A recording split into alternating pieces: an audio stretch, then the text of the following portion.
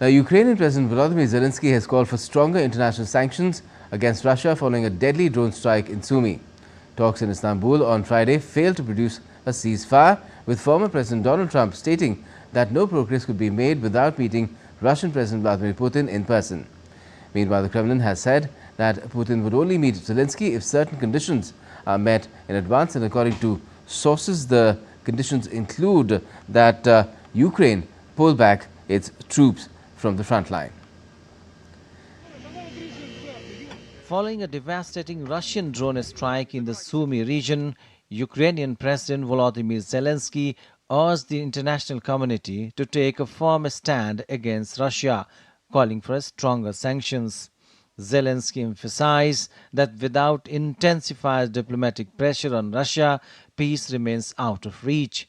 He reaffirmed his commitment to protecting Ukraine and its people, seeking a stronger international solidarity to end the conflict and restore peace to the region.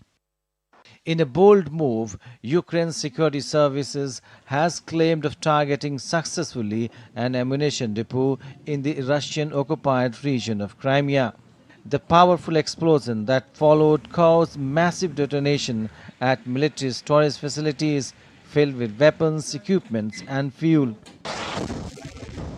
In the eastern region of Donetsk, the Russian Defense Ministry has announced the capture of the settlement of Alexandropol. The escalation highlights the continuing volatility in Ukraine's eastern regions.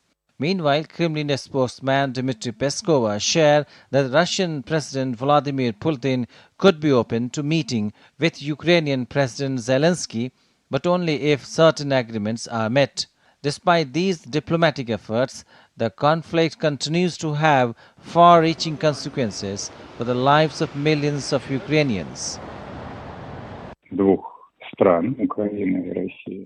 Such a meeting is possible only after the work of the delegations of the two sides upon reaching certain agreements by these delegations. We consider it possible, but precisely as a result of the work and achievement of certain results in the form of agreements between the two sides. At the same time, when signing the documents to be agreed upon by the delegations, the main and fundamental issue for us remains who exactly will sign these documents from the Ukrainian side. Russia-Ukraine talks in Istanbul concluded without a ceasefire agreement, despite efforts for diplomacy, leaving the conflict unsolved. Britain's Foreign Minister David Lammy criticized Moscow for being unclear and uncooperative after talks between Ukraine and Russia about a potential ceasefire lasted less than 2 hours. Meanwhile, US President Donald Trump stated that nothing could happen until he had a face-to-face meeting with Russian President Vladimir Putin. As both sides continue their military and diplomatic efforts, the world watches closely. Bureau Report, DD India. US Secretary of State Marco Rubio and Russian Foreign Minister Sergei Lavrov have spoken with each other on Saturday. During that call, Rubio welcomed the prisoner exchange agreement reached during recent talks between Russia and Ukraine in Turkey.